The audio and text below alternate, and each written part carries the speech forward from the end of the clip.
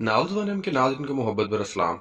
मेरा नाम असद है। ये वाक़या उस वक़्त का है जब मेरी उम्र 25 साल थी और मैं मास्टर्स कर रहा था। मेरे घर में मेरे वालिद और वालदा रहते थे। एक बड़ी बहन थी जिसकी शादी हो चुकी थी और वो अमेरिका सेटल हो चुकी थी। मेरी अम्मी ने एक मासी रखी जो अच्छी खासी उम्र की थी, मगर वो अपनी साथ एक अपनी नवासी को ले आती जिसकी उम्र तो 15 साल थी, मगर इसका जिस्म किसी 18 साल की सेक्सी लड़की की तरह था। इस मासी की बेटी फौत हो चुकी थी, जिसके बाद इसकी नवासी की परवरिश की जिम्मेदारी इस पर आन पड़ी थी। खैर, कुछ ही महीनों में वो मासी और इसकी नवासी हमारे घर में एडजस्ट हो गए और इन दोनों ने हम पर भरोसा करना शुरू कर दिया।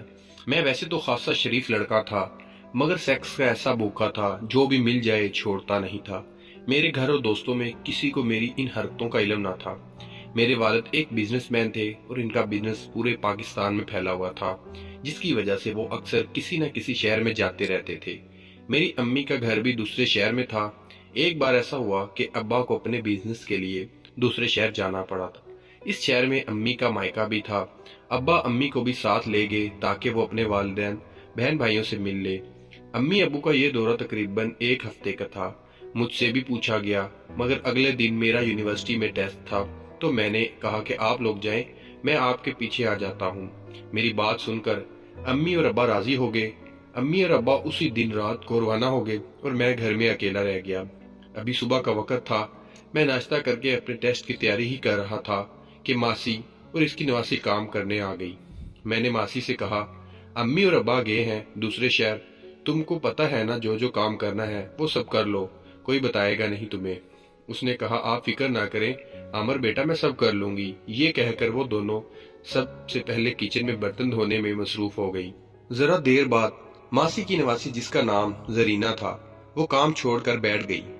मैं थोड़ी देर देखता रहा, फिर मासी से पूछा, जरीना को क्या हुआ है मासी? इसको बुखार है? सुबह से मासी ने जवाब दिया।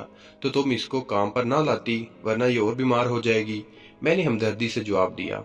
जिसको सुनकर जरीना ने तशकर अमेज नजरों से मेरी जानब देखा।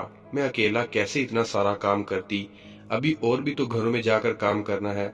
मासी ने जवाब दिया, तुमने इसको दवा दिलवाई? मैंने मासी से सवाल किया। नहीं, अभी घर जाकर दूंगी। मासी ने जवाब दिया। घर तो तुम शाम तक जाओगी ना? मैंने मासी से फिर सवाल पूछा। जी, शाम तक ही जाना होगा, मासी ने जवाब दिया। ऐसा करो, तुम अपना काम करो, मैं जरीना को दवा दिलवा कर लाता हूँ, मैंने मासी से कहा। रहने दे आमर बेटा, आप तकलीफ ना करें, मासी ने मना करने के अंदाज में कहा। तकलीफ कैसी? तुम लोग इतनी खिदमत करती हो हमारी, सारे घर का काम करती हो, ये तो तुम्हारा हक बनता है। बस तुम अपना काम करो, मैं अभी इसको दिलवा कर लाता हूँ। ये कहकर मैंने जरीना को कहा, चलो ऐसा ना हो क्लिनिक बंद हो जाए। जरीना ने मासी की जानब देखा। मासी ने ऐसे हाँ सर में हिलाया और जरीना मेरे साथ चली गई। कार में बैठकर मैंने जरीना की गर्दन पर अपना हाथ लगाया और कहा, तुमको तो काफी तेज बुखार है, तुमको आराम करना चाहिए था। जरीना ने कोई जवाब ना दिया और खामोशी से सर झुका लिया। खैर, जरा देर बाद हम दुआ लेकर वापस आ चुके थे। मैंने मासी से कहा, डॉक्टर ने इसको मुकम्मल आराम करने को बोला है, तुम इसको घर छोड़कर फिर जाना अपने दूसरे काम पर।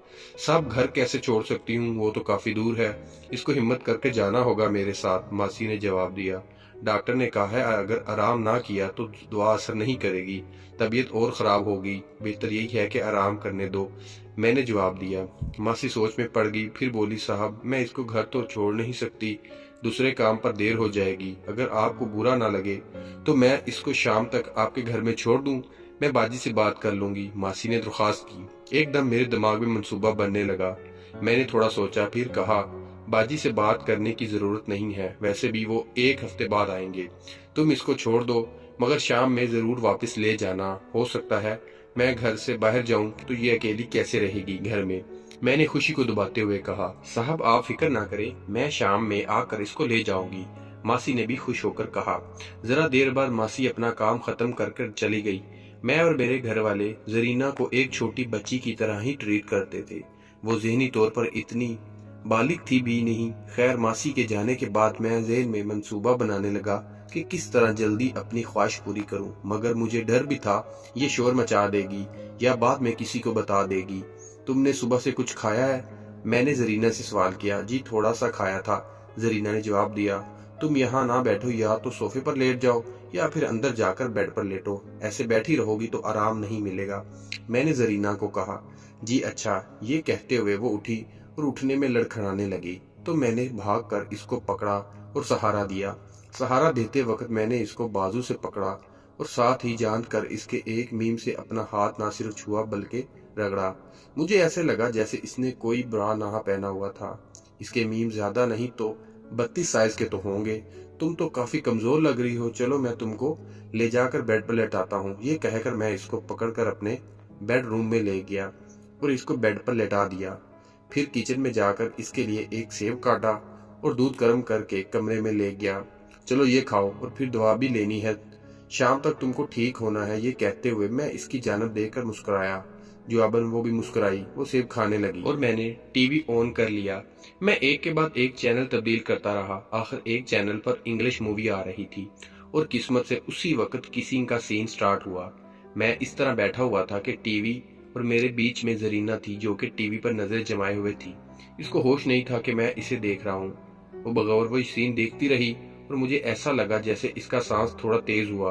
खैर वो सीन खत्म हुआ तो मैंने चैनल तब्दील किया तो एक न्यूज चैनल था जिस पर न्यूज आ रही थी कि शहर के हालात खराब हो गए हैं, हंगामे शुरू हो गए हैं। मैंने जरीना से पूछा कि तुम्हारी नानी किस जगह गई है।